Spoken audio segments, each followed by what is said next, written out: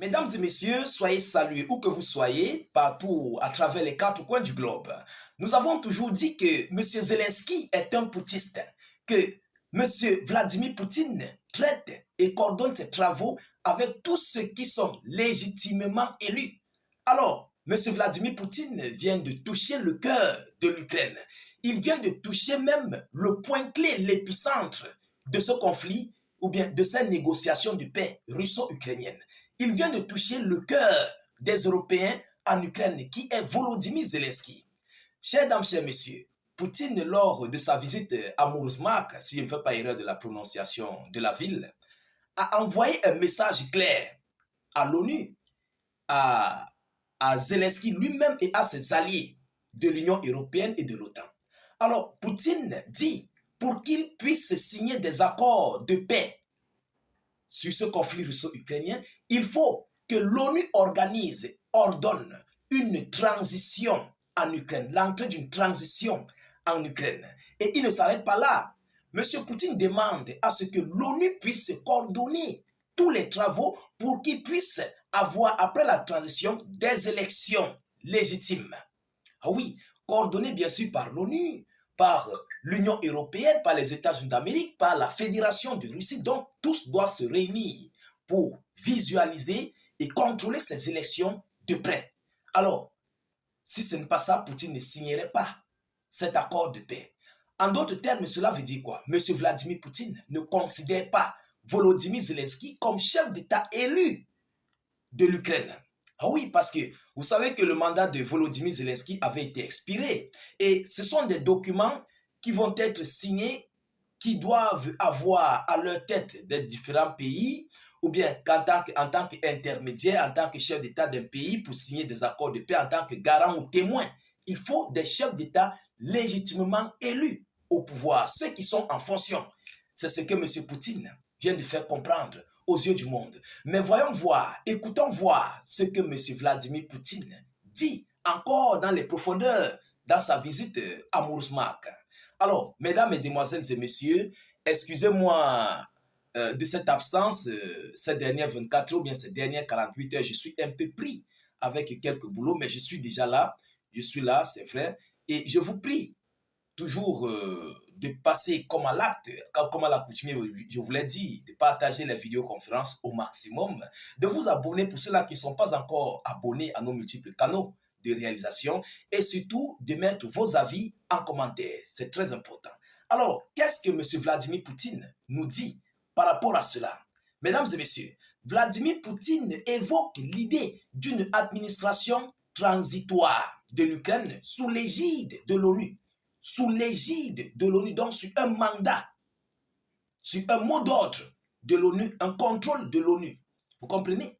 Alors, le président russe Vladimir Poutine a évoqué hier, jeudi, en fin de soirée, l'idée d'une administration transitoire de l'Ukraine sous l'égide des Nations Unies afin d'y organiser une élection présidentielle démocratique, puis de négocier un accord de paix avec les nouvelles autorités. Ce qui veut dire quoi, en d'autres termes, mesdames et messieurs? Ce qui veut dire que tant qu'il n'y a pas un chef d'État légitimement et démocratiquement élu, Poutine ne signerait pas un accord de paix. Peu importe comment les négociations de paix entre les États-Unis d'Amérique et tous les autres vont fonctionner, peu importe ce qui va se dire, peu importe les conditions qui vont se dire, peu importe ce qui va se prendre comme décision ou quoi que ce soit, Poutine ne considère pas Volodymyr Zelensky et il ne pourra pas signer des accords de paix avec ce dernier. C'est ce que cela veut dire. Parce que si tel n'était pas le cas, il ne devait pas demander cela. Et tout le monde le sait que Zelensky n'est pas légitimement élu à l'heure actuelle. Vous comprenez? Mais pour les Occidentaux, ils le considèrent comme légitimement élu. Mais son mandat est expiré. Et Poutine ne veut pas signer un accord de paix avec celui-là qui a un mandat expiré au pouvoir. C'est très compliqué. Alors, il dit, je cite, on pourrait bien sûr discuter avec les États-Unis, même avec les pays européens et bien évidemment avec nos partenaires et amis sous l'égide de l'ONU. Une possibilité de mettre en place en Ukraine une administration transitoire, a-t-il déclaré lors d'un déplacement à Mourozmak. dans le nord-ouest de la Russie. Il dit, je cite, « Pourquoi faire? Pour organiser une élection présidentielle démocratique qui se solderait par l'arrivée au pouvoir d'un gouvernement compétent et qui aurait la confiance du peuple. » D'abord, premièrement, M. Vladimir Poutine dit dans son argument que le gouvernement qui est là, le régime qui est là, n'est pas compétent. Ah oui, ils ne sont pas compétents. Qui se solderait par l'arrivée au pouvoir d'un gouvernement compétent. Donc, Volodymyr Zelensky et son administration ne sont pas compétents. Et il ne s'arrête pas là, il dit, je cite, « et qui aurait la confiance du peuple. » Donc, à l'heure actuelle, M. Vladimir Poutine veut dire quoi? Le peuple ukrainien qui est là, non pas la confiance de Volodymyr Zelensky. Et c'est vrai. Sur 100% des Ukrainiens, si on lance les élections, il y aura au moins 10% qui vont voter pour Zelensky. C'est pourquoi il faut qu'ils finissent tous ces Ukrainiens pour les envoyer au front. Filles comme hommes, filles comme garçons. Vous comprenez? Il continue en disant, puis commencer avec les autorités des négociations sur un accord de paix et signer des documents légitimes. Des documents légitimes avec les présidents à leur tête au pouvoir, légitimement élus et valables selon leur mandat. Vous comprenez? Mesdames, Mesdemoiselles et Messieurs, alors, il continue en disant, dans le cadre des activités de maintien de la paix de l'ONU, on a déjà reconnu plusieurs fois ce qu'on appelle une administration transitoire, a ajouté le maître du Kremlin en rappelant notamment le cas du Timor oriental en 1999. Interrogé sur les propos, un porte-parole du Conseil de sécurité nationale de la Maison Blanche cité par l'agence Reuters a déclaré que la gouvernance de l'Ukraine était déterminée par sa constitution et son peuple. Il dit, je cite, « Sur toute la ligne de front, nos forces ont l'initiative stratégique.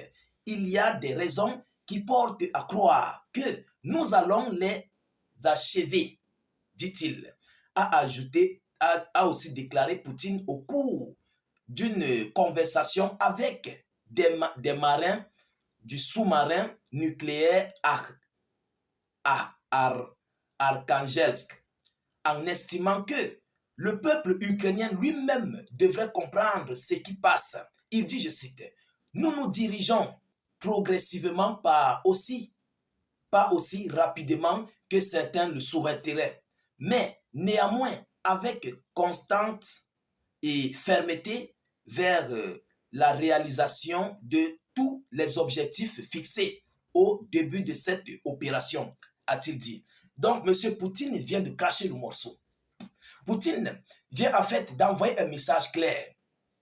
S'il n'y a pas un président légitimement élu, alors M. Poutine ne passerait pas à la signature de l'accord de paix avec l'Ukraine. Oui, parce que après en fait la trêve, après comment dirais-je, après la trêve, après tous les points clés de trêve qui vont se prendre, après les négociations qui vont se prendre, tous les points clés de négociations, et il faut passer bien sûr à la signature d'un accord de paix. Mais est-ce que tu dois signer cet accord de paix avec un putschiste? Je crois que non. Ah oui, parce que Zelensky n'est pas légitimement élu. Ça, c'est un coup d'État en Ukraine. Il faut qu'on se dise des vérités. Zelensky n'a pas été choisi par le peuple. Après la fin de son mandat, il a forcé au peuple, il a forcé au Parlement. Il faut qu'on se dise des vérités. Et c'est pour envoyer un message clair à M. Trump et aux alliés de Zelensky, donc de l'Union européenne et de l'OTAN, pour leur dire que moi, je vais signer l'accord de paix avec un chef d'État légitimement élu, si réellement vous voulez un accord de paix. C'est ce que cela veut dire, mesdames et messieurs. Alors, Zelensky est mal barré parce que Poutine vient de trancher. Ah oui, mesdames et messieurs, nous continuons de suivre cette actualité de près. Nous attendons d'ailleurs les réponses, les multiples déclarations de l'Union européenne ou bien de l'OTAN ou encore des États-Unis d'Amérique ou bien d'une partie du monde. Nous ne manquerons pas de vous tenir informés de cela sur notre tribune d'actualité. Partagez au maximum la vidéoconférence. Continuez de vous abonner à nos multiples canaux de réalisation YouTube et Facebook. N'hésitez pas, s'il vous plaît, de mettre vos avis en commentaire. Même si vous n'avez rien à écrire, mettez salut, état d'urgence ou encore vive la paix dans le monde.